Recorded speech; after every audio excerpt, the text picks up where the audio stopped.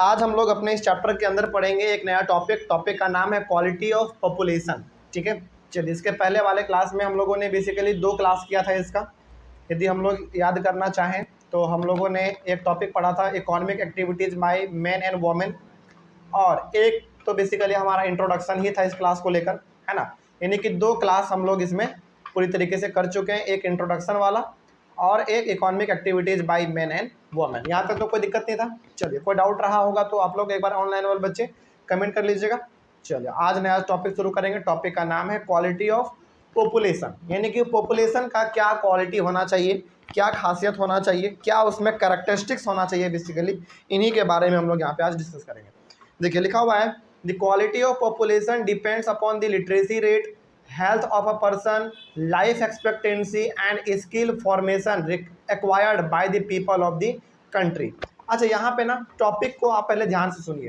Quality of population यानी कि population का क्वालिटी कैसा होना चाहिए। जैसे हम लोग बाजार में चावल दाल खरीदते हैं तो हम लोग क्या कहते हैं कि भैया अच्छा क्वालिटी वाला दीजिएगा, मतलब कि बहुत ही अच्छा होना चाहिए, फ्रेश होना चाहिए, ताज़ा होना चाहिए, यही हम लोग कहते हैं ना। लेकिन यहाँ पे पॉपुलेशन का क्वालिटी पूछ रहा है, मतलब कि जनसंख्या जो हमारे हैं या फिर जो हमारे लोग हैं उनका क्या क्वालिटी होना चाहिए। उनका क्वालिटी किसके ऊपर डिपेंड करेगा, मतलब कि उसका क्वालिटी लिटरेसी रेट के ऊपर डिपेंड करेगा। मान लीजिए यदि हमारा पॉपुलेशन पढ़ा लिखा, यानी कि मान लीजिए हमारा पॉपुलेशन पढ़ा लिखा है, इसका मतलब है कि उसका क्वालिटी बहुत अच्छा है ना। मान लीजिए हमारा पॉपुलेशन का जो हेल्थ फैसिलिटी है, यानी कि उसका जो हेल्थ है, जो स्वास्थ्य है उसका, वो बहुत अच्छा है, बहुत वो फिट आदमी है, इसका मतलब कि उसका क्वालिटी बहुत अच्छा आदमी का। आगे उसके बाद लाइफ एक्सपेक्टेंसी। अच्छा, लाइफ एक्सपेक्टेंसी का मतलब क्या होता है मालूम है? लाइफ एक्सपेक्टेंसी का मतलब होता है एक नॉर्मल आदमी, हाँ, अपने जीवन से लेकर अपने मरण तक कितने साल वो ऑन एन एवरेज जीता है। इंडिया में यदि हम लोग बात करें तो इंडिया में लाइफ एक्सपेक्टेंसी 60 ईयर्स है। हाँ, इंडिया में लाइफ एक्सपेक्टेंसी 60 ईयर्स है। इसका मतलब कि इंडिया में एक नॉर्मल आदमी ऑन एन एवरेज लगभग 60 साल जीता है। अच्छा, क्या ये हकीकत है? नहीं, देखिए एवरेज कभी भी हकीकत नहीं होता है, वो एक अनुमान होता है, वो एक अप्रॉक्स होता है ना। तो इंडिया में एक नॉर्मल आदमी ऑन एन एवरेज लगभग 60 साल जी जाता है। लेकिन हम लोग क्या देखते हैं, हम लोग ये देखते हैं कि कोई तो 100 साल भी जी रहा है, कोई 80, 90, कोई 95, कोई तो 105 भी जी जा रहा है, कोई 110 भी जी जा रहा है, कोई हर नहीं, है ना, कोई भी जी जा रहा है मतलब। लेकिन यहाँ पे जो लाइफ एक्सपेक्टेंसी इंडिया का 60 है, वो एक एवरेज है। पूरे इंडिया के पॉपुलेशन को लेकर एक एवरेज निकाला गया है, वो 60 साल है। इसका मतलब हो गया कि इंडिया में एक नॉर्मल आदमी लगभग 60 साल जीता है बस। ठीक है, आगे बढ़ते हैं फिर। एंड स्किल फॉर्मेशन, और उस इंसान के पास स्किल कैसा कैसा है, वो किन किन चीज़ों का ट्रेनिंग लिया हुआ है, इन सारे चीज़ों के ही ऊपर हमारा डिपेंड करता है पॉपुलेशन का क्वालिटी। मतलब कि पॉपुलेशन अच्छा से पढ़ा लिखा होगा, उसका हेल्थ फैसिलिटी बहुत अच्छा होगा, वो उसका लाइफ एक्सपेक्टेंसी अच्छा रहेगा, यानी कि वो ज़्यादा साल जी रहा है, वो नए नए ट्रेनिंग को लिया हुआ है, वो नए नए चीज़ों को सीखा हुआ है। इसका मतलब यहाँ पे हो गया कि हमारे कंट्री का या फिर किसी भी कंट्री का पॉपुलेशन का जो क्वालिटी है वो ऑटोमेटिकली बेटर हो जाएगा। तो आपसे पूछेगा कि किसी भी कंट्री का पॉपुलेशन का जो क्वालिटी है वो किसके ऊपर डिपेंड करता है, तो आप 4 चीज़ बता सकते हैं। पहला लिटरेसी रेट के ऊपर डिपेंड करेगा, उसके बाद उस पर्सन का हेल्थ के ऊपर डिपेंड करेगा, उसके बाद लाइफ एक्सपेक्टेंसी पे डिपेंड करेगा, और स्किल फॉर्मेशन पे डिपेंड करेगा। यानी कि यदि ये चारों का चारों किसी कंट्री के पॉपुलेशन के पास बहुत ज़्यादा है, इसका मतलब कि वहाँ के पॉपुलेशन का क्वालिटी बहुत ही अच्छा है। अच्छा, क्वालिटी बहुत अच्छा है मतलब कि वहाँ के लोग बहुत ही अच्छे हैं। और अच्छे मतलब क्या, बिहेवियर में अच्छे नहीं, यहाँ पे बिहेवियर का मतलब नहीं है, यहाँ पे मतलब है कि वो थोड़ा सा हर एक चीज़ों में एक्टिव है ना, आगे है।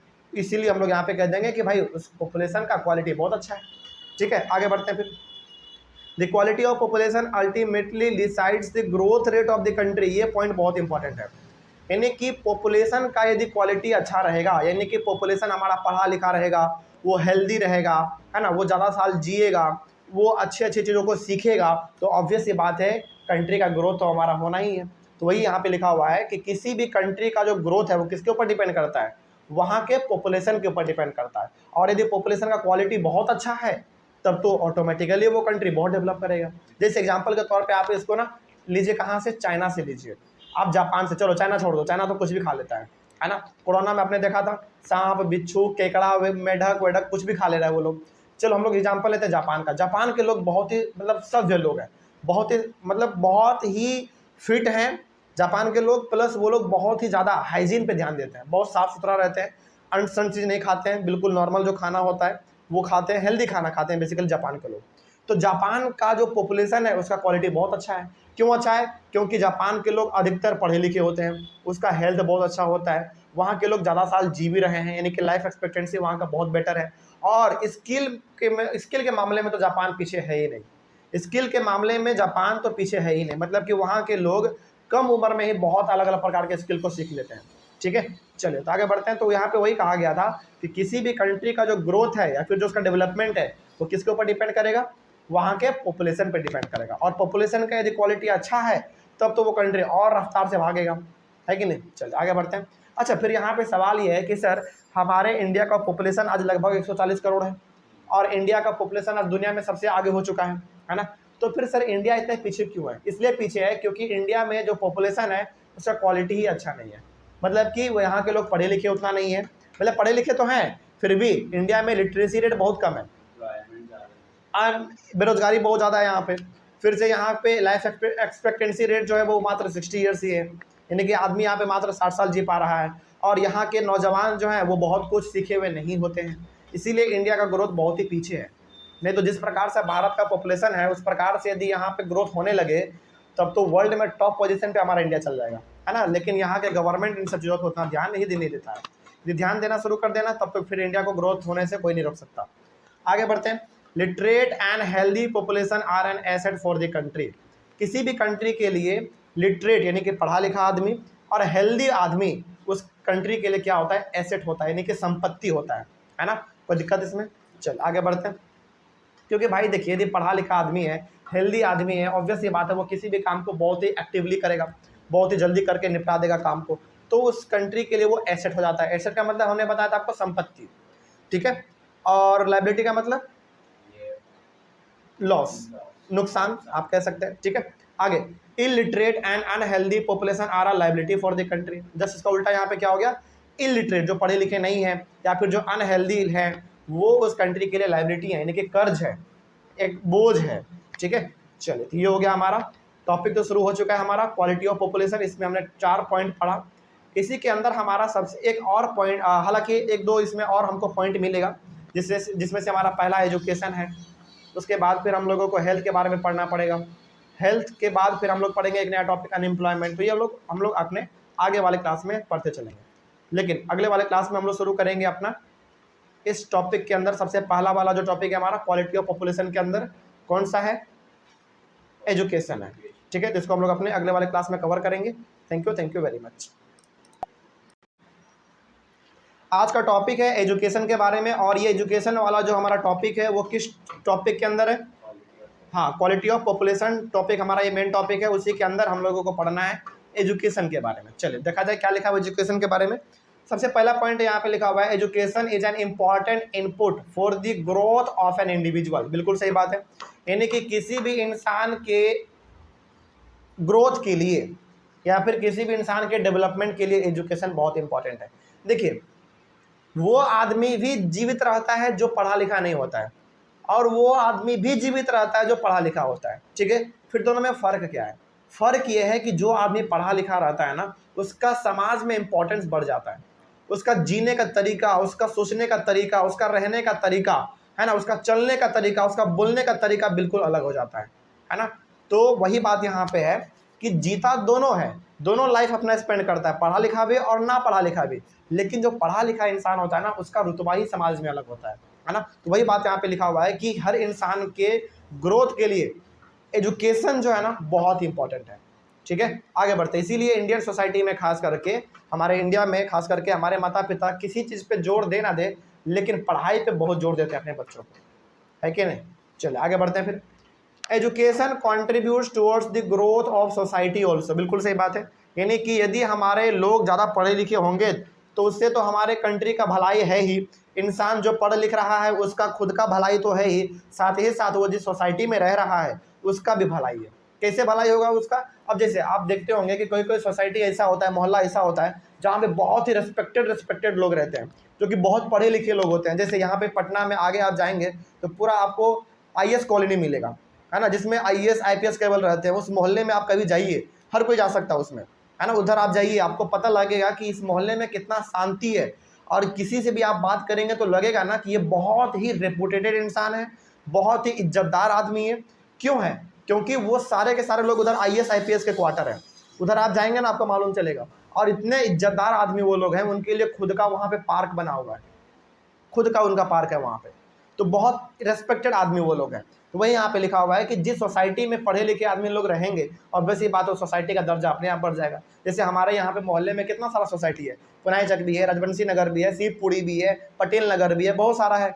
लेकिन फिर भी सबसे ज़्यादा चर्चित मोहल्ला वो वाला IS कॉलोनी क्यों है? क्योंकि वो, हाँ, क्योंकि वहाँ पे बहुत ही पढ़े लिखे इंसान रह रहे हैं, बहुत ही रेस्पेक्टेड लोग रह रहे हैं। तो वही बात यहाँ पे है, एजुकेशन, यानी कि हिंदी में कहावत है ना, शिक्षा वो शेरनी का दूध है, जिसने पिया है उसने दहाड़ा है। यानी कि जितना आप शिक्षा ग्रहण करोगे उतना ज़्यादा आप दहाड़ोगे, सिंपल सी बात है ना। चलिए आगे बढ़ते हैं। Education enhances the national income, cultural richness and increases the efficiency of governance. देखिए एजुकेशन क्या करता है, सबसे पहला एजुकेशन हमारे नेशनल इनकम को बढ़ाता है। मतलब कि ज़्यादा पढ़े लिखे लोग होंगे तो ज़्यादा पैसा कमा पाएंगे, और ज़्यादा पैसा कमाने का मतलब है उस कंट्री का नेशनल इनकम बढ़ना, है कि नहीं। आगे बढ़ते हैं। फिर पढ़ाई के, यानी कि एजुकेशन की वजह से हमारा कल्चरल रिचनेस भी बढ़ता है, मतलब कि लोग अपने कल्चर के प्रति जागरूक भी होते हैं, है ना। आगे कल्चर के प्रति जागरूक होने का मतलब क्या है, पढ़े लिखे इंसान जब होते हैं ना तो वो हर एक चीज़ सिस्टमेटिक रूप में करते हैं। जैसे कि अब दिवाली है, तो दिवाली में ऐसा नहीं कि कुछ भी पटाखा फोड़े जा रहे हैं। जो पढ़ा लिखा इंसान होगा ना वो इन्वायरमेंट के बारे में भी सोचेगा। तो वही बात यहाँ पे कहा जा रहा है। अच्छा, दिवाली का मतलब कब बताया गया हमारे शास्त्र में कि बहुत पटाखा छोड़ो? ये बताया गया है? नहीं बताया गया। दिवाली का मतलब क्या है? दिया से लाइट करना, है ना, दिया से लाइटनिंग करना। लेकिन हम लोग उसको गलत तरीके से इस्तेमाल कर रहे हैं। तो वही यहाँ पे बात किया जा रहा है कि जब पढ़े लिखे इंसान होंगे तो वो हर कल्चर को अच्छी तरीके से मना पाएंगे, यानी कि कल्चर तक उसका जो रिचनेस है वो बढ़ जाएगा, उसका पहुंच बढ़ जाएगा। ठीक है। आगे, and increases the efficiency of governance, और एजुकेशन बढ़ेगा, इसका मतलब कि हमारा गवर्नेंस भी बढ़ेगा। गवर्नेंस का मतलब क्या है? सिस्टम को चलाना, गवर्नमेंट को चलाना। अलग अलग प्रकार के आप डिपार्टमेंट देखते होंगे अपने, जैसे बिहार में हम लोग देखें तो फाइनेंस डिपार्टमेंट है, एजुकेशन डिपार्टमेंट है, रोड कंस्ट्रक्शन डिपार्टमेंट है, बिल्डिंग डिपार्टमेंट है, बहुत प्रकार के डिपार्टमेंट है ना। तो वहाँ पे बेसिकली हमारा गवर्नेंस भी बढ़ता है। ठीक है। आगे, there is a provision made for providing quality education with a special emphasis on girls. और यदि हम लोग बात करें खास करके इंडिया का, तो इंडिया में ये प्रोविजन भी है कि गर्ल्स को खास करके गर्ल्स को इंडिया में क्वालिटी एजुकेशन प्रोवाइड किया जाए। इसलिए आप देखते होंगे कि लड़कियों को खास करके ना समय समय पर अलग अलग प्रकार के स्कॉलरशिप भी दिए जाते हैं गवर्नमेंट के द्वारा, है कि नहीं। यदि हमारे बिहार में तो ये सिस्टम है कि यदि वो लड़का 90% भी लेकर आ जाए 10th में या फिर 12th में, तो लड़के को 1 रुपये भी नहीं मिलेंगे। लेकिन बिहार में ये सिस्टम है कि यदि लड़की 90% लेकर आ गई 10th या फिर 12th में किसी में भी, तो उनको बहुत ज़्यादा प्रोत्साहन मिलता है, स्कॉलरशिप मिलता है, पैसा मिलता है, यानी कि उसको बहुत बढ़ावा मिलता है। तो यहाँ पे इंडिया में खास करके जब हम लोग बात करें तो लगभग हर एक स्टेट में ये प्रोविज़न बना हुआ है। ये बेसिकली एक तरीके से कह सकते हैं कि नियम बन चुका है कि लड़कियों को खास तौर पर ज़्यादा दर्जा दिया जाए पढ़ाई लिखाई में, यानी कि उनको ज़्यादा प्रोविज़न मिले, उनको ज़्यादा स्कॉलरशिप मिले, ताकि वो आगे चल के और ज़्यादा तरक्की कर सके। ठीक है, लड़कियों को खास करके। आगे, there is also an establishment of schools like Navodaya Vidyalaya in each district. हर डिस्ट्रिक्ट में, यानी कि हर जिला में आपको नवोदय विद्यालय नाम करके एक स्कूल मिल जाएगा। और ये स्कूल बेसिकली गवर्नमेंट के द्वारा चलाया जाता है। और ये स्कूल इतना सस्ता होता है, इतना सस्ता होता है, सस्ता होने के बावजूद इसमें पढ़ाई भी बहुत अच्छा होता है। ठीक है। तो ये सब बेसिकली गवर्नमेंट के द्वारा उठाया गया स्टेप है, जिससे कि गरीब लोगों को भी वहाँ पे मौका मिलता है पढ़ने का। ठीक है। आगे बढ़ते हैं। Vocational training has been developed for students with occupations related to knowledge and skills. अब वोकेशनल ट्रेनिंग भी होता है। वोकेशनल ट्रेनिंग का मतलब क्या है? Practical training. मतलब कि जैसे मान लीजिए कि आपको बिजनेस आगे चल के करना है, तो आपको आपके ही कॉलेज में, आपके ही स्कूल में बिजनेस का ट्रेनिंग दे दिया जाएगा। मान लीजिए कि आगे चल के आपको बहुत बड़ा, सपोज कीजिए कि आपको बहुत बड़ा ट्रेडर बनना है, यानी कि ट्रेडिंग आपको करना है, खरीदना है बेचना है सामानों को, तो वो ट्रेनिंग आपको अपने स्कूल पे मिल जाएगा, इस कॉलेज में मिल जाएगा।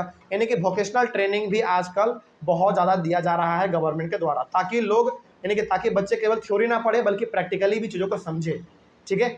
आगे, the expenditure on education as a percentage of GDP rose from 0.64% in 1951 to 52 to 3.3% in 2013-14। देखिए GDP का मतलब क्या होता है मालूम है? GDP का मतलब होता है ग्रॉस डोमेस्टिक प्रोडक्ट। इसका मतलब नहीं समझ में आ रहा होगा आपको, लेकिन अब इसका आप इसको ऐसे समझिए। हमारे इंडिया में जितने भी अलग अलग प्रकार के काम किए जा रहे हैं, है ना, जितने भी इंडिया में जितने भी अलग अलग प्रकार के काम किए जा रहे हैं, तो उनसे जो प्रॉफिट हो रहा है उन सारे को आपस में एक जगह पे इकट्ठा करके कैलकुलेट कर दो तो हम लोग हमारा क्या कहलाता है, नेशनल इनकम कहलाता है ना। और नेशनल इनकम को ही आप जीडीपी कह सकते हो अभी फिलहाल, क्योंकि यदि हम आपको प्रॉपर मतलब बताने लगेंगे ना जीडीपी का तो आपको समझ में भी नहीं आएगा, प्लस बाउंस हो जाएगा। हालांकि ये जीडीपी जो कॉन्सेप्ट है ना क्लास 10 का कॉन्सेप्ट है, ठीक है। इसीलिए हम नहीं चाहते कि जीडीपी के बारे में अभी आप पूरा जानें, बस इतना आप जान लीजिए कि आपके गवर्नमेंट के पास यानी कि भारत सरकार के पास जितना पैसा है उसी को कहते हैं जीडीपी, बस इतना ही आप समझिए। बात समझ में आ रही है। हालांकि यदि इसका मतलब हम बताना चाहें तो इसका मतलब ये होता है कि इंडिया में जितने भी अलग अलग प्रकार के एक्टिविटी किए जा रहे हैं उनसे जो भी प्रॉफिट इकट्ठा हो रहा है उन सारे प्रॉफिट का लेखा जोखा किसके पास है, गवर्नमेंट के पास है, उसी को कहते हैं हम लोग बेसिकली जीडीपी, है ना। यानी कि यदि उतना भी समझ में नहीं आए तो सिंपली आप ऐसे समझ लो कि कंट्री के पास जितना सारा पैसा भी रखा हुआ है यानी कि गवर्नमेंट के पास जितना सारा पैसा रखा हुआ है उसी को कहते हैं जीडीपी, बस सिंपल सा बात है ना। हालांकि जीडीपी का मतलब ये कंप्लीट नहीं है, जीडीपी का मतलब हमको क्लास 10 में बताएंगे, ठीक है, लेकिन यहाँ पे आपके लिए उतना जीडीपी का मतलब इंपॉर्टेंट नहीं है। बस इतना याद रखिए कि गवर्नमेंट के पास जो भी पैसा है उसी को कहते हैं जीडीपी, बस, ठीक है। आगे बढ़ते हैं। तो एजुकेशन के ऊपर पूरे पैसे का मात्र 0.64% खर्च किया जा रहा था, कब, 1951 और 52 में, सोचो। यानी कि भारत सरकार के पास जितना सारा पैसा रखा हुआ है उन पैसे का मात्र 0.64% ही पैसा खर्च किया जा रहा था किस पे, एजुकेशन के ऊपर, कब, 1951 से लेकर 1952 के बीच में, ठीक है, जो कि बहुत ना के बराबर है। 0.64 का मतलब क्या होता है, लगभग 1% भी नहीं है, मतलब कि पूरे पैसे का 1% भी भारत सरकार एजुकेशन पे खर्च नहीं कर रही थी उस समय पे, ठीक है। लेकिन वही यदि हम लोग देखें डाटा 2013 और 14 का तो इस समय पे 3.3% पूरे पैसे का इतना खर्च किया जा रहा है किसके ऊपर, एजुकेशन के ऊपर। यानी कि पूरे भारत के पैसे का 3.3% पैसा जो है एजुकेशन के ऊपर खर्च किया जा रहा है, तो ये बहुत अच्छा है। यानी कि एजुकेशन के ऊपर पैसा खर्च ज़्यादा किया जा रहा है, इसका मतलब हो गया ये कि स्कूल नए बन रहे हैं, कॉलेज नए बन रहे हैं, है ना, मेडिकल कॉलेज बन रहे हैं, ये सारा चीज़ हमारे नए नए बन रहे हैं। हाँ, फैसिलिटी अच्छा प्रोवाइड हो रहा है। अब तो सरकारी स्कूल कॉलेज में भी प्रोजेक्टर आ गया है ना, अलग अलग प्रकार के सुविधाएं उसमें आ गए हैं। आगे बढ़ते हैं। उसके बाद the literacy rates have increase from 18% in 1951 to 74% in 2010-11। देखिए 1951 में इंडिया का लिटरेसी रेट मात्र 18% था, मात्र 18%, लेकिन 2010 और 11 में इंडिया का लिटरेसी रेट 74% तक हिट कर गया, सोचो। यानी कि ये तो लगभग 4-5 गुना बेसी हो गया है कि नहीं। तो ये बहुत अच्छा इंडिकेटर है, एक बहुत अच्छा तरक्की है, यानी कि बहुत अच्छा डेवलपमेंट हो रहा है। आगे बढ़ते हैं। Literacy rate of males is nearly 16.6% higher than females. Literacy rate male का, यहाँ पे बात किसका हो रहा है, मेल का लिटरेसी रेट 16.6% ज़्यादा था किससे, फीमेल से, ठीक है। आगे literacy rate in urban areas is 16.1% higher than in rural areas. यदि हम लोग बात करें अर्बन एरिया का यानी कि शहरों का, यदि हम लोग बात करें तो शहरों में लिटरेसी रेट 16.1% ज़्यादा था किसके कंपैरिजन में, रूरल एरियाज के कंपैरिजन में। यानी कि गाँवों में शिक्षा बहुत ही कम है और शहरों में शिक्षा बहुत ही ज़्यादा है, वही यहाँ पे डाटा के थ्रू आपको बताया जा रहा है। उसके बाद यहाँ पे लिखा हुआ the literacy rate of Kerala in 2011 is 94% and Bihar is only 62%। सोचो यहाँ पे डाटा दिया गया 2011 का, 2011 में केरला का लिटरेसी रेट 94% था और बिहार का लिटरेसी रेट मात्र 62%, जो कि बहुत कम है बिहार का, ठीक है। और बिहार का उस समय पे भी कम था और आज भी कम ही है, ठीक है। आगे बढ़ते हैं। उसके बाद सर्व शिक्षा अभियान, आपने नाम सुना होगा, सर्व शिक्षा अभियान करके कुछ नाम है।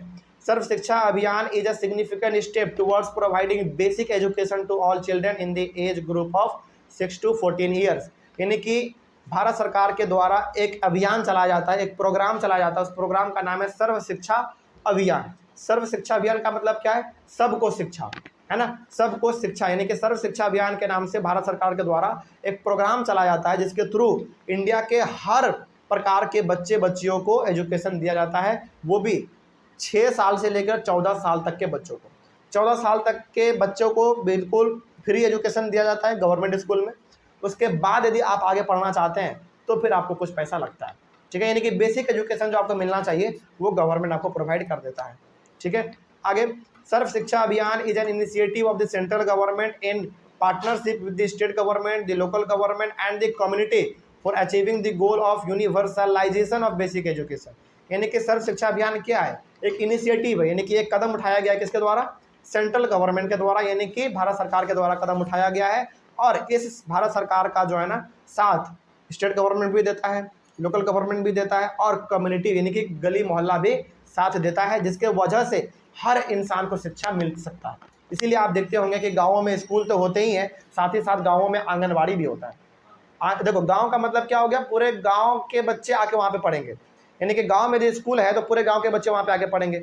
लेकिन जो गांव बहुत बड़ा होता है, एक ही गांव में मान लीजिए गांव बहुत बड़ा है, उसमें 2-3 हज़ार फैमिली रहते हैं, तो एक ही गांव में आपको 3-4 आंगनबाड़ी देखने को मिल जाएंगे।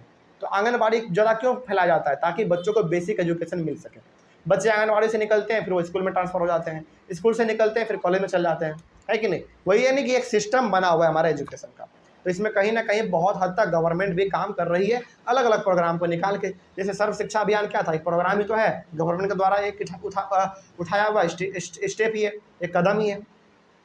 तो वही यहाँ पे लिखा हुआ था, and the community government for achieving the goal of universalization of basic education. अच्छा, यूनिवर्सलाइजेशन ऑफ बेसिक एजुकेशन का मतलब क्या है, यूनिवर्सलाइजेशन का मतलब यहाँ पे है कि हर आदमी को मिल सके, बेसिकली हर इंसान को, यानी कि बहुत सारे ऐसे भी हमारे, हालांकि रियलिटी में यदि देखा जाए तो बहुत सारे बच्चे ऐसे भी हैं जिनको आज भी शिक्षा नहीं मिल पा रहा है ना। तो यहाँ पे गवर्नमेंट को देखने की ज़रूरत है।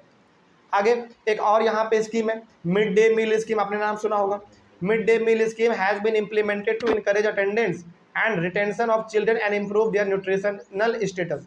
मिड डे मील स्कीम का मतलब यह है कि सरकारी स्कूल में जो आपको भोजन खिलाया जाता है लंच के वक्त, उसी को हम लोग कहते हैं मिड डे मील स्कीम। अच्छा, मिड डे मील स्कीम ना 2 मकसद के वजह से लाया गया था, भारत सरकार के द्वारा 2 मकसद की वजह से लाया गया। पहला ये कि बच्चे लालच में जाके स्कूल में पढ़ेंगे कि भाई चलो भोजन मिलेगा, है ना। जो बच्चे गरीब हैं वो बेसिकली लालच में आके कम से कम स्कूल तो जाएंगे ना, नहीं तो पहले क्या होता था ना, बहुत सारे बच्चे स्कूल का मुंह तक नहीं देख पाते थे, है ना। तो यहाँ पे भारत सरकार ने सोचा कि भाई एक ऐसा स्कीम लॉन्च करो जिसके वजह से बच्चे स्कूल भी जाएंगे, उनको भोजन भी मिल जाएगा और वो पढ़ भी लिख लेंगे।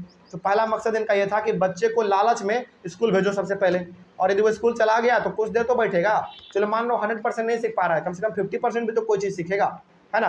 तो प्लस वो कुछ सीख भी लेगा, प्लस उसका न्यूट्रिशनल स्टेटस भी बना रहेगा, यानी कि अच्छा भोजन यदि उसको मिलेगा स्कूल में तो उसका हेल्थ भी बना रहेगा। लेकिन हकीकत में यदि देखा जाए तो बहुत दूर यदि गाँव में आप जाएंगे ना तो मतलब पिलवा वाला भोजन आपको मिलेगा, मतलब बहुत ख़राब भोजन मिलता है, हर जगह पे नहीं। जो गांव शहर से कनेक्टेड है वहाँ पे तो बहुत अच्छा भोजन मिल जाएगा आपको, लेकिन गांवों में आज भी ऐसे बहुत सारे न्यूज़ में आते रहते हैं जहाँ पे आप ये देखेंगे कि सरकारी स्कूल के बच्चे सरकारी खाना खाने की वजह से मर गए, बीमार पड़ गए। ऐसा क्यों होता है, क्योंकि सामान एक्सपायर हो जाता है और वही सामान बना के बच्चों को खिला देता है, जिसकी वजह से बीमारी फैल जाता है ना। तो वो भी चीज़ यहाँ पे है खास। तो यहाँ पे गवर्नमेंट को ध्यान देने की ज़रूरत है कि भाई अच्छी चीज़ बच्चों को खिलाया जाए और बहुत ही फ्रेश चीज़ खिलाया जाए, ठीक है। चलिए, तो मिड डे मील स्कीम भी एक गवर्नमेंट के द्वारा लॉन्च किया गया स्टेप था, जिसके थ्रू बच्चे पढ़ सकते हैं। उससे क्या होगा, उनका अटेंडेंस बढ़ेगा, यानी कि स्कूल बच्चे जाएंगे, प्लस उनका रिटेंशन भी बढ़ेगा, मतलब कि बच्चे सीखेंगे भी और उनका न्यूट्रिशनल स्टेटस भी बढ़ेगा, यानी कि बच्चे हेल्दी रहेंगे। आगे, these policies could add to the literate population of India. और ये जो पॉलिसी बेसिकली आपने पढ़ा 2 प्रकार का, सर्व शिक्षा अभियान और मिड डे मील स्कीम, ये पॉलिसी बेसिकली करता क्या है, इंडिया में लिटरेसी रेट को बढ़ाता है बेसिकली, यानी कि लोगों को पढ़ाता है, लिखाता है, भारत की लिटरेसी रेट को आगे बढ़ाता है ना। देखो, यदि ये सब शिक्षा अभियान या फिर मिड डे मील स्कीम यदि नहीं रहे ना तो इंडिया का जो लिटरेसी रेट है वो और नीचे चला जाए। कम से कम बच्चा इसी वजह से लालच में जाके पढ़ता तो है कि नहीं। चलिए आगे बढ़ते हैं। उसके बाद यहाँ पे कहा गया, over the past 50 years there has been a significant growth in the number of university and institutions of higher learning in specialised areas. हालांकि यदि आप पिछले 50 साल के डाटा को उठा के देखेंगे, भारत के डाटा को यदि आप उठा के देखेंगे तो आपको मालूम चलेगा कि पिछले 50 सालों में बहुत सारे नए यूनिवर्सिटी, कॉलेज, स्कूल खोले गए हैं ताकि बच्चे वहाँ पे हायर लर्निंग कर सके, मतलब कि मेडिकल का पढ़ाई कर सके, इंजीनियरिंग का कर सके। आप देखते हैं जैसे IIT है ना, IIM है, उसी प्रकार से आप देखते हैं फिर से बिजनेस का भी होता है हमारा, अलग अलग प्रकार के कॉलेज, यानी कि गवर्नमेंट के द्वारा हायर लर्निंग के लिए भी अलग अलग प्रकार के इन्वेस्टमेंट किए गए हैं, कॉलेज, यूनिवर्सिटी, इंस्टीट्यूशन खोले गए हैं ताकि बच्चे पढ़ लिख सके। तो ओवरऑल यहाँ पे हम लोग ये कह सकते हैं कि लिटरेसी रेट जो भारत का है वो तो कम है ही पूरी दुनिया में, मतलब पूरी दुनिया में नहीं कह सकते हैं, लेकिन आप यहाँ पे ये कह सकते हैं कि लगभग भारत का जो लिटरेसी रेट है वो कम तो है ही, इसके साथ ही साथ भारत सरकार को इसके ऊपर काम करना चाहिए, ठीक है। और भी यदि हो सके तो 3-4 अलग अलग प्रोग्राम लेकर आए, है ना, लोगों के सामने उस प्रोग्राम को लॉन्च करे और गरीब से गरीब बच्चे भी वहाँ पर पढ़ सके तो ज़्यादा बेटर होगा। चलिए, तो ये हो गया हमारा एजुकेशन के बारे में। उसके बाद हम लोग अपने अगले वाले क्लास में पढ़ेंगे हेल्थ के बारे में, ठीक है। चलिए, थैंक यू वेरी मच। आज का हमारा टॉपिक है हेल्थ के बारे में। पिछले वाले क्लास में हम लोगों ने एजुकेशन के बारे में पढ़ा, आज का टॉपिक है हमारा हेल्थ। देखा जाए इसमें क्या लिखा हुआ है। सबसे पहला पॉइंट इसमें है the health of a person helps him to realise his potential and the ability to fight illness. इसका मतलब क्या हुआ? इसका मतलब यहाँ पे हो गया कि देखो, सबसे पहले एकदम बड़ा बेसिक स्टेटमेंट लिखा हुआ है और बहुत सिंपल भी लिखा हुआ है। देखो, the health of a person helps him to realise his potential and the ability to fight illness. मतलब कि यदि एक इंसान हेल्दी है, वो बहुत अच्छी तरीके से फिट है, इसका मतलब कि उसके अंदर जो पोटेंशियल है, उसके अंदर जो क्षमता है, वो उसको जान पाएगा। वो ये जान पाएगा कि भाई हम ये काम भी कर सकते हैं। जैसे सपोज कीजिए कि जब आप बीमार पड़ते हैं तो क्या आप कुछ भी काम करने लायक स्थिति में रहते हैं?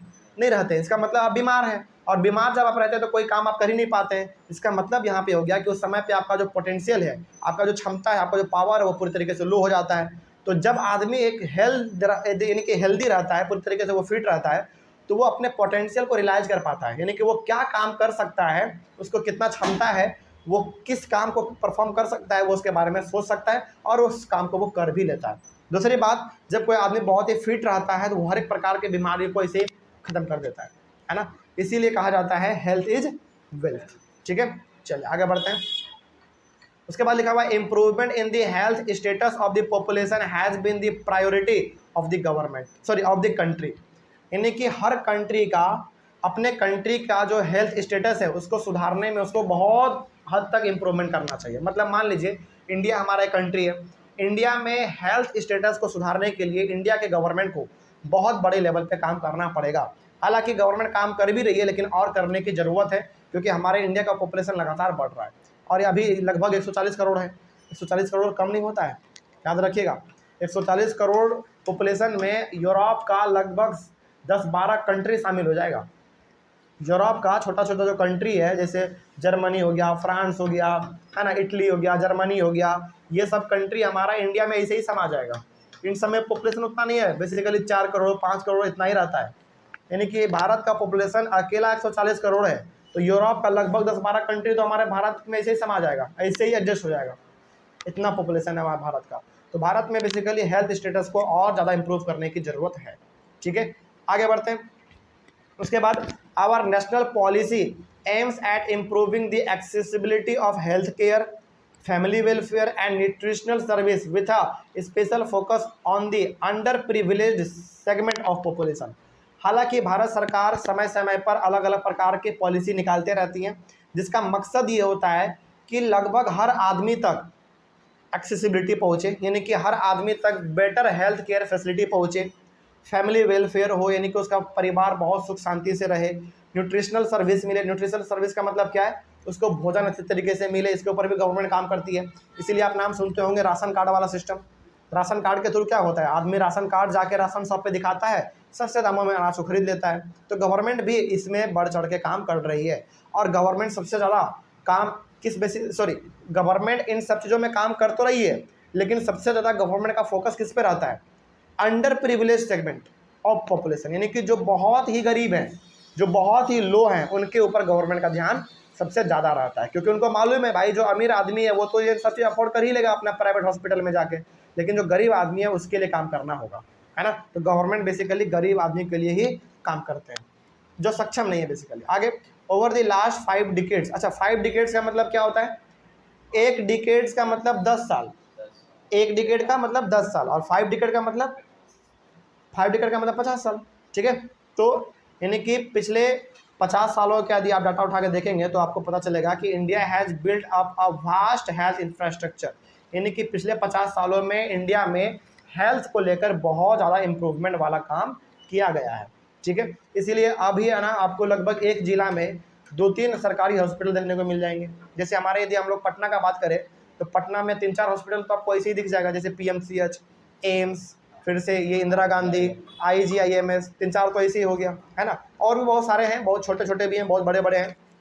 यानी कि हमको ये कहना पड़ेगा कि पिछले 50 साल में भारत में बहुत ज़्यादा हेल्थ के ऊपर काम किया गया है, लेकिन क्या इतना से काम चल जाएगा? नहीं, और करने की ज़रूरत है। ठीक है, आगे बढ़ते हैं। Also India has developed man power required at primary, secondary and tertiary sector in government as well as in the private sector. यानी कि इंडिया में मैन पावर भी बहुत डेवलप हो रहा है। मैन पावर का मतलब यहाँ पे है कि जिस काम के लिए आपको जैसा आदमी चाहिए उस प्रकार का आदमी आपको भारत में मिल जा रहा है। चाहे वो आदमी आपको प्राइमरी सेक्टर में काम करने के लिए चाहिए, सेकेंडरी सेक्टर में काम करने के लिए चाहिए, या फिर टर्शियरी सेक्टर में काम करने के लिए चाहिए, हर प्रकार के आदमी आपको भारत में मिल जाएंगे। और इनका संख्या भी लगातार बढ़ रहा है कि नहीं? यानी कि लगभग पॉपुलेशन हमारे इंडिया का 140 करोड़ है। तो मान लीजिए कि आप कोई बिजनेस शुरू कर रहे हैं, तो आपको बैठना नहीं पड़ेगा इस चीज़ के लिए कि हमको लेबर ही नहीं मिल रहा है। यानी कि भारत में कभी भी लेबर की कमी हो ही नहीं सकती, क्योंकि यहाँ पे पॉपुलेशन बहुत ज़्यादा है। आगे उसके बाद यहाँ पे लिखा हुआ है there are many places in India which do not have even basic health facilities. लेकिन इंडिया में कुछ ऐसे भी जगह आज भी हैं जहाँ पे कि बेसिक हेल्थ फैसिलिटी भी नहीं पहुँचा हुआ है। यानी कि वहाँ के लोगों को यदि थोड़ा सा भी बीमारी होता है तो उनको शहर जाना पड़ता है। यानी कि यहाँ पे हम लोग कह सकते हैं कि इंडिया में बहुत हद तक ऐसे भी आज गांव हैं जहाँ पे कि बेसिक हेल्थ फैसिलिटी भी नहीं पहुँच पाया है। इसमें गवर्नमेंट को काम करने की ज़रूरत है। ठीक है, आगे बढ़ते हैं। उसके बाद there are only 381 medical colleges in the country and 301 dental colleges. पूरे भारत की यदि हम लोग बात करें तो पूरे भारत में लगभग 381 मेडिकल कॉलेज है। ये डाटा केवल और केवल सरकारी डाटा है, याद रखिएगा, है ना। यानी कि पूरे भारत में 381 मेडिकल कॉलेज है और 381 मेडिकल कॉलेज है और 301 डेंटल कॉलेजेस हैं। डेंटल कॉलेज का मतलब आपको मालूम है, जहाँ बेसिकली दांत वाँत का बीमारी ठीक होता है। तो ये संख्या आपको देखने में तो लग रहा होगा कि बहुत बड़ा है, लेकिन जिस प्रकार का हमारे भारत का पॉपुलेशन है उसके अकॉर्डिंग ये बहुत ही कम है। ठीक है, तो इसमें गवर्नमेंट को काम करने की ज़रूरत है। नए नए कॉलेज खोलने पड़ेंगे उनको। आगे just 4 states like Andhra Pradesh, Karnataka, Maharashtra and Tamil Nadu have maximum number of colleges. ये जो आप यहाँ पे देख रहे हैं 381 मेडिकल कॉलेज और 301 डेंटल कॉलेजेस, ये सबसे ज़्यादा इन्हीं 4 स्टेट्स में है। कहाँ कहाँ पे? आंध्र प्रदेश, कर्नाटक, महाराष्ट्र और तमिलनाडु। इसीलिए आप देखते होंगे कि जो बेसिकली मेडिकल का पढ़ाई करता है वो इन्हीं 4 स्टेट्स में किसी के पास जाता है। इन्हीं 4 स्टेट्स में से कहीं एक स्टेट्स में वो जाएगा, क्योंकि उसको मालूम है भाई यहाँ पे मेडिकल कॉलेज ही बहुत ज़्यादा है, तो कहीं ना कहीं जाएंगे तो एडमिशन मिल ही जाना है ना। इसीलिए अधिकतर नौजवान जो हमारे मेडिकल का तैयारी करते हैं वो इन्हीं सारे स्टेट्स में जाना प्रीफर करते हैं। ठीक है, तो ये हो गया हमारा हेल्थ के बारे में भी। उसके बाद हम लोग अपने अगले वाले क्लास में डिस्कस करेंगे अनएम्प्लॉयमेंट के बारे में। Thank you very much. आज हम लोग शुरू करने जा रहे हैं अपने इस चैप्टर के सबसे लास्ट वाले टॉपिक को। टॉपिक का नाम है अनएम्प्लॉयमेंट, यानी कि बेरोजगारी, है ना। इसी के बारे में हम लोग आज बात करेंगे। सबसे पहला पॉइंट लिखा हुआ है unemployment is said to exist when people are willing to work but can not find work. अच्छा, सवाल है कि बेरोजगार यानी कि अनएम्प्लॉयमेंट का डेफिनेशन हम लोग क्या लिखेंगे? तो अनएम्प्लॉयमेंट का डेफिनेशन आप ये पहला वाला लिख सकते हैं पॉइंट। यानी कि यदि आपसे कोई पूछे कि व्हाट इज अनएम्प्लॉयमेंट या फिर डिफाइन अनएम्प्लॉयमेंट, तो ये पहला वाला स्टेटमेंट आप लिख सकते हैं। बहुत प्रॉपर डेफिनेशन है। इसमें कहा गया है कि बेरोजगारी हम तब कहते हैं जब इंसान काम करने के लिए राजी हैं लेकिन उसको काम मिल नहीं रहा है। जैसे मान लीजिए कि हम काम करना चाहते हैं लेकिन हमको काम मिल नहीं रहा है, तो हम उसको कह देंगे वो यानी कि बेरोजगारी। कोई दिक्कत नहीं इसमें। जैसे मान लीजिए कि हमको काम करने का मन ही नहीं कर रहा है और काम पड़ा हुआ है, तो क्या उस समय पे बेरोजगारी कहेंगे? नहीं कहेंगे, उसमें तो मेरा गलती है। तो बेरोजगारी कब कहेंगे? तब कहेंगे जब काम करने का मन हो और काम ना मिले, तब कहेंगे कि भाई बेरोजगारी है, अनएम्प्लॉयमेंट है। तो ये वाला डेफिनेशन आप लिख सकते हैं। आगे the work force population includes people from 15 years to 59 years। नहीं कि the work force population includes from people from 15 years to 59 years। इसका मतलब यहाँ पे हो गया है भारत में काम आप कब शुरू कर सकते हैं? 15 साल से लेकर 59 ईयर्स तक। मतलब कि हालांकि यदि देखा जाए तो बहुत सारे बच्चे 14 साल में भी काम करना शुरू कर देते हैं, लेकिन वो हो जाता है क्राइम। आपको मालूम है, चाइल्ड लेबर। तो भारत में बेसिकली काम करने के लिए आपको बताया गया है कितने उम्र के बाद? 15 साल के बाद, या फिर आप 15 हो गए हैं तो आप काम कर सकते हैं। आप चाइल्ड लेबर के कैटेगरी में नहीं आ पाएंगे आप। ठीक है, यानी कि भारत में काम यदि आपको करना है तो आपको 15 साल तो होना ही पड़ेगा। यदि 15 साल से आप काम कर रहे हैं नीचे, 15 साल से नीचे आप काम कर रहे हैं तो काम तो आप कर लेंगे, लेकिन फिर भी आप किस कैटेगरी में आ जाएंगे, चाइल्ड लेबर की कैटेगरी में आ जाएंगे, और हो सकता है कि कार्रवाई भी हो जाए, है ना, आपको जेल भी जाना पड़ सकता है। और मैक्सिमम निर्धारित किया गया है 59 ईयर्स, लेकिन आप तो यहाँ पे आप क्या देखते हैं 60 ईयर्स 70 ईयर्स के भी बूढ़े लोग काम कर रहे होते हैं। क्या करोगे, पेट पालना होता है अपना, है ना। लेकिन काम करने का जो एक सही लिमिट यहाँ पे डिसाइड किया है गवर्नमेंट के द्वारा, वो है 15 ईयर्स से 59 ईयर्स तक, ठीक है। आगे, in India we have unemployment in both urban as well as rural areas, यानी कि भारत में यदि हम लोग देखें तो गाँव के साथ साथ शहरों में भी बेरोजगारी है। कैसे है उसके बारे में हम लोग यहाँ पे देखेंगे। देखिए, in rural areas there is seasonal and disguised unemployment. गाँवों में यदि हम लोग बात करें तो दो प्रकार की आपको बेरोजगारी देखने को मिलेंगे, पहला है सीजनल और दूसरा है डिसगाइज्ड। यानी कि गाँवों में दो प्रकार की बेरोजगारी है, एक सीजनल है और एक डिसगाइज्ड है। अब ये दोनों क्या है उसके बारे में हम लोग अभी डिटेल स्टडी करेंगे, लेकिन फिलहाल अभी आप समझिए। लेकिन यदि हम लोग शहरों में देखें तो शहरों में बेसिकली एजुकेटेड अनएम्प्लॉयमेंट है, यानी कि शहरों में पढ़े लिखे लोग ज़्यादा बेरोजगार हैं शहरों में। अब इन सब के बारे में एक एक करके देख लेते हैं। सबसे पहले हम लोग पढ़ेंगे सीजनल अनएम्प्लॉयमेंट के बारे में, उसके बाद डिसगाइज्ड अनएम्प्लॉयमेंट के बारे में, और उसके बाद फिर एजुकेटेड अनएम्प्लॉयमेंट के बारे में, ठीक है। चलिए, तो सबसे पहले हम लोग बात कर लेते हैं सीजनल अनएम्प्लॉयमेंट का। देखिए, लिखा हुआ है seasonal unemployment happens when people are not able to find jobs during some months of the year. Seasonal का मतलब भी आपको मालूम चल रहा होगा यहाँ पे, सीजन टू सीजन, मतलब कि कुछ ऐसे गाँवों में खास करके, हालांकि गांव में दो प्रकार के अनएम्प्लॉयमेंट देखने को मिलेंगे, पहला सीजनल और दूसरा डिसगाइज। तो ये दोनों का दोनों जो हम लोग अभी यहाँ पे डिस्कस करेंगे, ये दोनों का दोनों किसके ऊपर होगा, गाँव के ऊपर होगा। तो गाँव में साल भर में कुछ ऐसे महीने होते हैं जिसमें कि आपको रोजगार मिलता ही नहीं है। जैसे मान लीजिए कि जब तक खेती हो रहा है तब तक तो आपको रोजगार मिलेगा, लेकिन एक बार खेती खत्म तो आप फिर बेरोजगार हो जाएंगे। इसी को हम लोग कहते हैं सीजनल अनएम्प्लॉयमेंट, ठीक है। फॉर एग्जाम्पल यहाँ पे देखिए, people dependent upon agriculture usually face such kind of unemployment. There are certain busy seasons when sowing, harvesting, weeding and threshing is done. यदि गाँवों में हम लोग देखें तो जब एग्रीकल्चर होता है, यानी कि जब खेती होता है, और जब उस समय पे बीज लगाना, फसल को काटना, है ना, वीडिंग यानी कि अनवांटेड प्लांट्स को फसल के बीच से उखाड़ के बाहर फेंक देना, थ्रेसिंग करना, तैयार करना, स्टोरेज करना, पैकेजिंग करना, इन सब चीज़ों को जब आप करेंगे तब तक आपके पास रोजगार रहेगा। लेकिन जैसे ही ये सब काम खत्म हो जाएगा तो उसके बाद फिर आप गाँव में बेरोजगार हो जाएंगे। इसीलिए हम लोग इसको कहते हैं सीजनल अनएम्प्लॉयमेंट, मतलब कि पूरे साल आपको रोजगार नहीं मिलेगा, कुछ ही महीने रोजगार मिलेंगे, आपको काम मिलेंगे, उसके बाद फिर आपको काम नहीं मिलेगा, and this is known as seasonal unemployment. उसके बाद देखिए, certain months do not provide work to the people dependent on agriculture, यानी कि जो आदमी एग्रीकल्चर पर डिपेंडेंट रहता है उसको कुछ महीने तो बेकार ही खाली बैठना पड़ता है, क्योंकि काम ही नहीं है गाँव में, क्या काम करेंगे वो, है ना। और साल भर खेती तो हो नहीं सकता है, कभी ना कभी तो 2-3 महीने के लिए भी आपको अपना खेत खाली रखना पड़ेगा फर्टिलिटी आने के लिए, है ना। तो ये हो गया हमारा सीजनल अनएम्प्लॉयमेंट।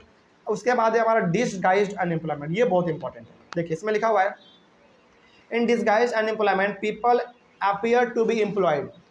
डिसगाइज्ड अनएम्प्लॉयमेंट में ना आपको लगेगा कि लोगों के पास रोजगार है, लेकिन एक्चुअली में वो रोजगार उसके पास होता नहीं है, एक्चुअली में वो बेरोजगार होते हैं।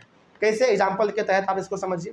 देखिए, एग्जाम्पल यहाँ पे दिया गया है, this usually happens among family members engage in agricultural activity, the work requires the service of 5 people but engages 8 people. जैसे मान लीजिए गाँव में आपके पास 10 बीघा जमीन है, ठीक है, और उस 10 बीघे जमीन में खेती करने के लिए मात्र आदमी चाहिए हमको 5, लेकिन आपके घर में टोटल आदमी है कितना, 8, ठीक है।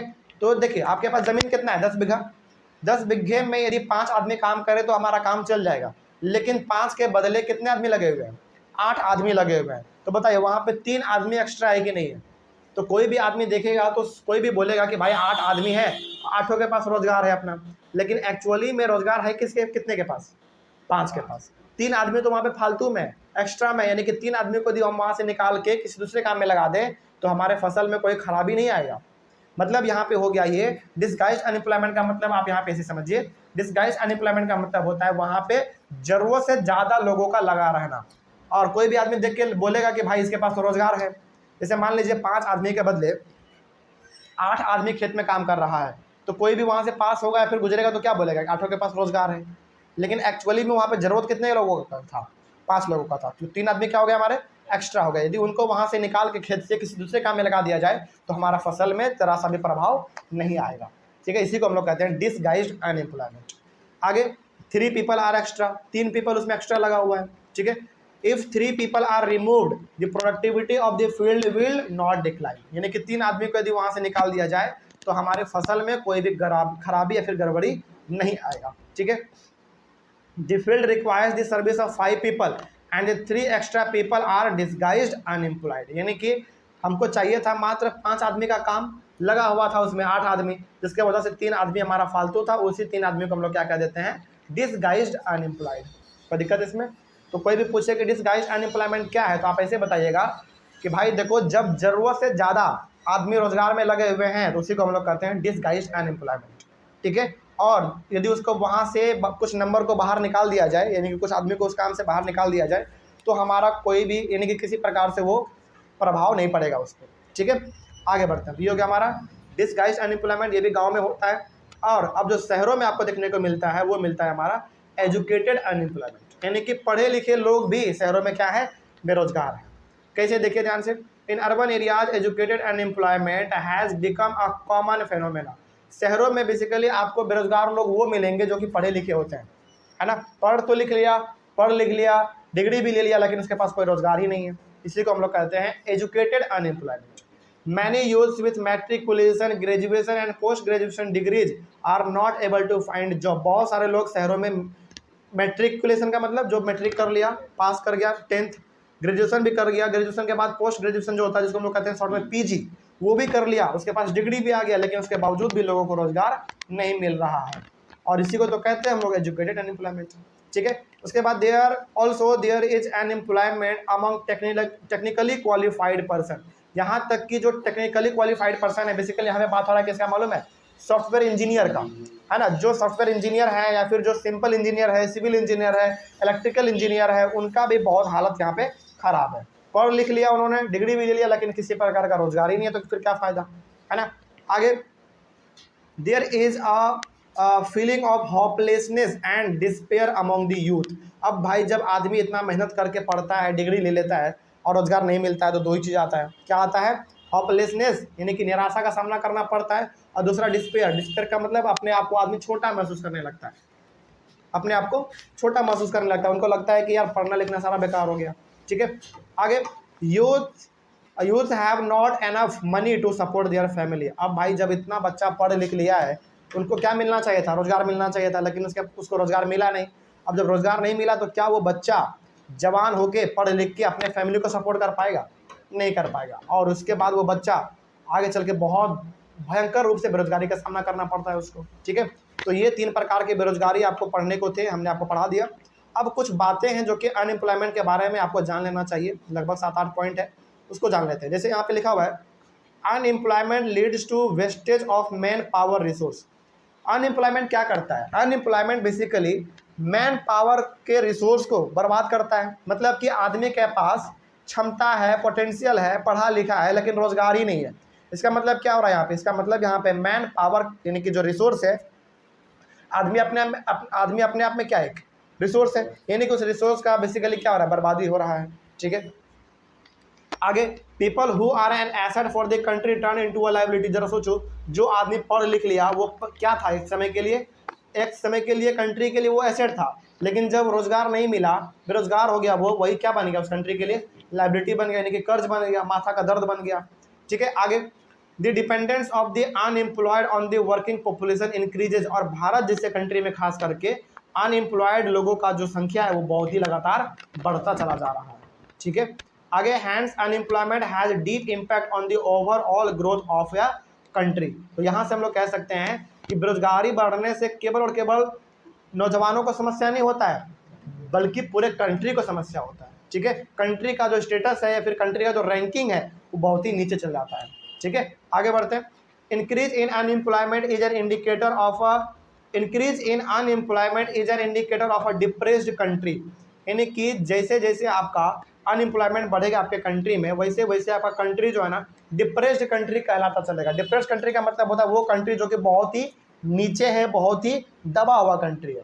इसलिए ज़रूरी है कि वहाँ पे क्या होना चाहिए, एम्प्लॉयमेंट होना चाहिए, रोजगार होना चाहिए, ठीक है। आगे, if people cannot be use as a resource they appear as a liability for the country, यानी कि आदमी यदि रिसोर्स के तहत इस्तेमाल नहीं हो रहा है, इसका मतलब आदमी क्या बन चुका है, लाइबिलिटी बन चुका है, उस कंट्री के लिए कर्ज बन चुका है। जो आदमी डॉक्टर बना, इंजीनियर बना, वो आगे चल के कुछ पैसा कमाता, लेकिन वो डॉक्टर इंजीनियर का डिग्री लेके इसके बावजूद भी घर में खाली बैठा हुआ है, इसका मतलब वो क्या बन चुका है, कंट्री के लिए लाइबिलिटी बन चुका है, एक कर्ज बन चुका है। ठीक है, आगे देखते हैं यहाँ पे अब 3 सेक्टर के बारे में बात किया गया है, एग्रीकल्चर यानी कि प्राइमरी सेक्टर, सेकेंडरी सेक्टर और टर्शियरी सेक्टर के बारे में बात किया गया है। क्या है देखो ध्यान से, पहला कहा गया है एग्रीकल्चर। एग्रीकल्चर का मतलब प्राइमरी सेक्टर। तो agriculture is the most labour consuming sector of the country. Bharat में यदि सबसे ज़्यादा रोजगार किसी सेक्टर में है, वो सबसे ज़्यादा किस में है, एग्रीकल्चर में है। यानी कि भारत में आज भी 70% लोग जो है ना खेती बाड़ी से जुड़ा हुआ है, चाहे वो खेत में ट्रैक्टर चलाता हो, खेती करता हो, हार्वेस्टिंग करता हो, थ्रेसिंग करता हो, कुछ भी करता हो, लेकिन भारत में आज भी 70% लोग जो है वो खेती बाड़ी से ही जुड़ा हुआ है। यानी कि एग्रीकल्चर भारत में सबसे ज़्यादा रोजगार प्रोवाइड कर रहा है। उसके बाद सेकंड नंबर पे हमारा आता है सेकेंडरी सेक्टर, जहाँ पे बेसिकली किसका काम होता है, मैन्युफैक्चरिंग का होता है, जैसे हॉर्लिक्स बनाना, बिस्किट बनाना, है ना, बड़े बड़े फैक्ट्री में काम करना। तो एग्रीकल्चर में जो रोजगार मिल रहा है वो सबसे ज़्यादा मिल रहा है, उससे कम रोजगार किस में मिल रहा है, सेकेंडरी सेक्टर में। और lastly tertiary sector. In tertiary sector various new services are now appearing like biotechnology, information technology and so on. और सबसे कम यदि रोजगार कोई प्रोवाइड कर रहा है तो वो कर रहा है टर्शियरी सेक्टर। ठीक है, यानी कि यहाँ से हम लोग कह सकते हैं कि एग्रीकल्चर वो एकमात्र ऐसा सेक्टर है जो कि रोजगार सबसे ज़्यादा देता है, उससे कम फिर सेकेंडरी सेक्टर और सबसे कम टर्शियरी सेक्टर। टर्शियरी सेक्टर सबसे कम रोजगार क्यों देता है मालूम है, क्योंकि टर्शियरी सेक्टर में चाहिए क्या, नॉलेज, क्योंकि इसमें सर्विस प्रोवाइड करना होता है और नॉलेज, और भारत के पास खास करके इंडिया में उतना एजुकेशन तो है नहीं, इसीलिए टर्शरी सेक्टर जो है ना रोजगार बहुत ही कम दे रहा है आज के समय पे। तो ये हो गया हमारा पूरी तरीके से अनएम्प्लॉयमेंट टॉपिक के बारे में। कोई दिक्कत आता समझने में? चलिए, तो ऑफलाइन वाले बच्चे आप लोगों को कोई दिक्कत नहीं है, तो ऑनलाइन वाले बच्चे यदि आपको कहीं पे कोई डाउट रहा होगा इस चैप्टर में तो आप लोग एक बार कमेंट कर लीजिएगा। अगले वाले क्लास में हम लोग डिस्कस करेंगे अपने इकोनॉमिक्स के चैप्टर नंबर 3 को। चैप्टर नंबर 3 है हमारा पॉवर्टी एज अ चैलेंज, है ना, तो उसमें हम लोग शुरू करेंगे अपना 3rd नंबर चैप्टर। मिलते हैं अगले वाले क्लास में। Thank you very much and have a nice day.